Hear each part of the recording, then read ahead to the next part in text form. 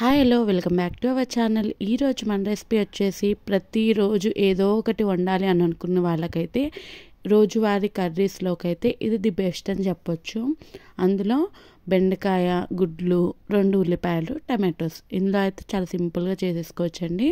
దానికోసం అయితే కడాయిలో ఆయిల్ వేసేసుకొని కొద్దిగా పసుపు, కొద్దిగా ఉప్పు వేసేసుకొని మనం బాయిల్ చేసి పెట్టుకున్న ఎగ్స్ని వేసేసుకొని మంచిగా ఒకసారి ఫ్రై చేసేసుకోవాలన్నమాట. ఆయిల్ వేసిన తర్వాత గరిటెతో తిప్పకుండా ఇలా కడాయిని ఇలా మంచిగా తిప్పుతూ ఉంటే మంచి లూజ్గా బాగా వస్తుందన్నమాట.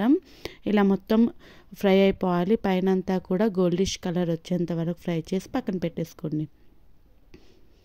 ఆ తర్వాత అదే కడాయిలో కొద్దిగా ఆవాలు, జీలకర్ర వేసేసుకొని కొన్ని ఉల్లిపాయలు కూడా వేసేసుకొని దోరగా వేయించుకోవాలి. ఇవి దోరగా వేగిన తర్వాత అందులో కరివేపాకు, నెక్స్ట్ పచ్చిమిర్చి కూడా వేసేసుకోవాలి. వేసేసుకొని అవి కూడా ఫ్రై అయిపోయిన తర్వాత అందులో 1 టేబుల్ స్పూన్ అల్లం వెల్లుల్లి పేస్ట్ కూడా వేసేసుకొని మంచిగా ఫ్రై చేసేసుకోవాలన్నమాట. వెల్లుల్లి పేస్ట్ ఎంత ఫ్రై చేస్తే అంత టేస్ట్ వస్తుంది. ఆ తర్వాత మీడియం సైజ్ టమాటాలు నేను 4 చూపించాను కదా, అవి సన్నగా తరిగేసుకొని వేసేసుకోవాలి.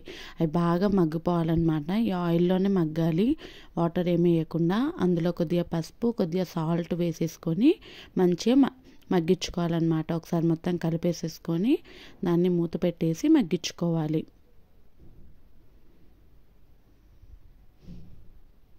చూడండి ఎంత దగ్గరికి బాగా మగ్గిపోయింది కదా.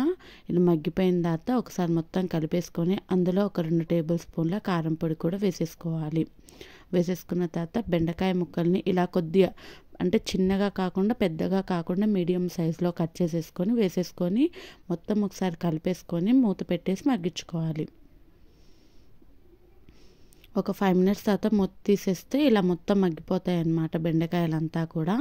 ఇప్పుడు ఒక చిన్న లెమన్ సైజ్ అంత చింతపండుని ఒక అరగంట పాటు నానబెట్టుకొని ఆ పల్స్ అంతా కూడా వేసేసుకొని మీకు పులుసు థిక్నెస్గా కావాలా లేదనంటే పలచగా కావాలో ఆ కన్సిస్టెన్సీని బట్టి వాటర్ యాడ్ చేసేసుకోవాలి.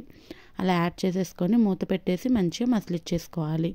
ఇలా మసులుతున్నప్పుడు అందులో మనం ఇందాక ఫ్రై చేసి పెట్టుకున్నాం కదా, ఆ ఎగ్ని వేసేసుకోవాలి.